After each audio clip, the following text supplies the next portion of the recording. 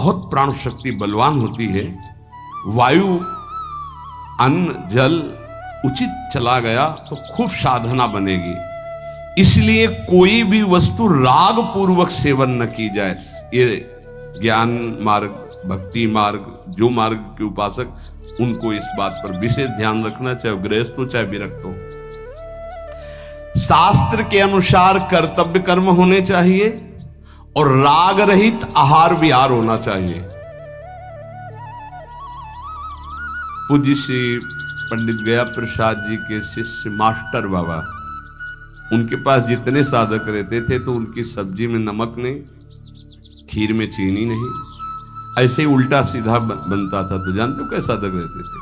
2-4 जब दंडोती परिक्रमा लगा रहे थे तब वहां गए थे 2-4 साधक। जब शाम के मिला ना तो वहां कुछ पकड़ में नहीं था कि रोटी से सब्जी पाओ तो कुछ पकड़ में आवे, या दूध और चावल मिला के रखा गया तो कुछ पकड़ में, कुछ पकड़, न मीठा न खट्टा न नमकीन न कुछ।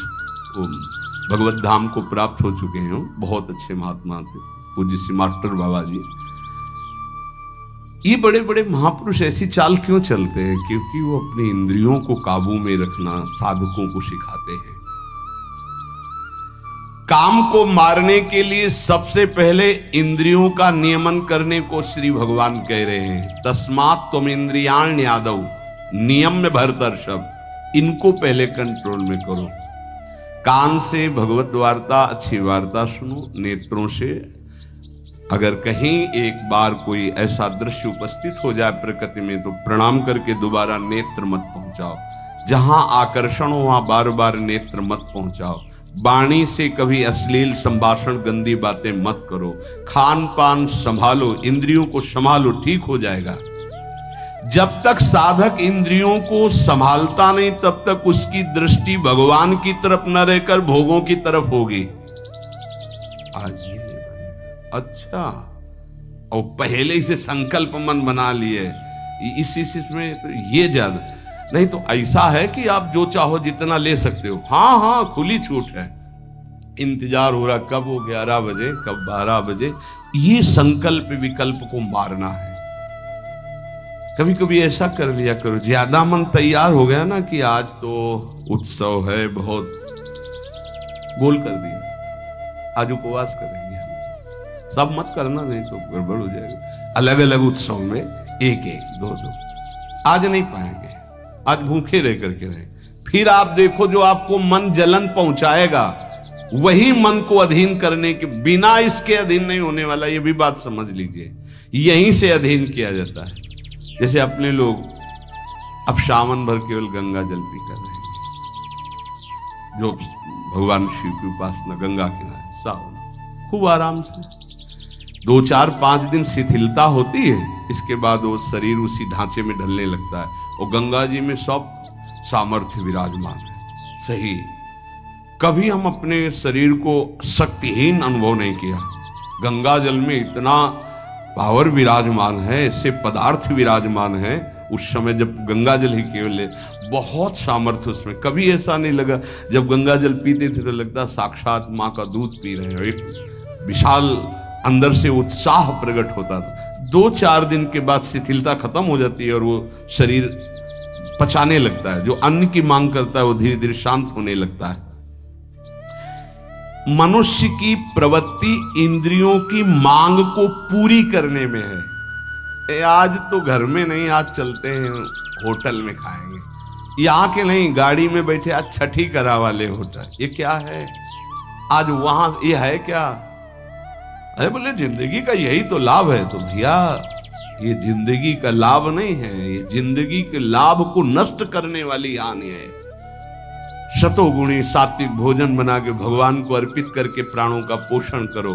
वहां जा करके कौन किस भाव से बना रहा है, कैसी अपवित्रता या पवित्रता है, बहुत सावधान। सबसे पहले काम इंद्रियों को फंसाता है, जिससे उसमें विषय की कामना होती, फिर काम मन को अधीन करता है, फिर बुद्धि को अधीन करता है, और ये सब 1 सेकंड के कम हिस्से में हो जाएगा। एकदम फैल गया कि तुम्हें विचार करने का अवसर नहीं मिला। परंतु जो साधक इंद्रियों की कामनाओं में ही ब्रेक लगा दिया, भगवान कह रहे हैं वो भावपूर्वक कर्तव्य का चिंतन करता है। नहीं, ऐसे साधक को शीघ्र भगवत प्राप्ति हो जाती है। ध्यान दीजिए, सबसे पहले इंद्रियों में ही काम पैदा होता है और विषय आकर्षण करता है। और विषय जब कामना पैदा होती तो विषय कर्म करने की चेष्टा होती, कोई भी कामना किसी भी इंद्रिय की, और जो विषय कर्म में फंस जाता है उसका पतन हो जाता है।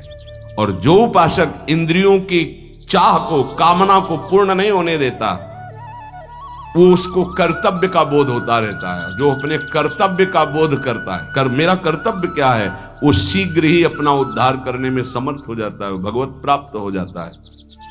एनम ज्ञान विज्ञान नाशनम, ये ज्ञान विज्ञान का नाश करने वाला काम है। तुम्हारा कितना भी अनुभव ढक देगा, कितना भी बुद्धि आपकी प्रवीण हो, बड़े बड़े जवाब देने वालों को लाजवाब कर देता है। ऐसा है, काम ऐसा है कि बहुत जवाब देने वाले को जवाब रहित कर देता है। उसका उत्तर नहीं दे पाओगे जब काम तुम्हारे अंदर प्रश्न करेगा। विज्ञान अनुभव साधना का सब ढक देगा, ज्ञान विज्ञान दोनों को। तत्व ज्ञान का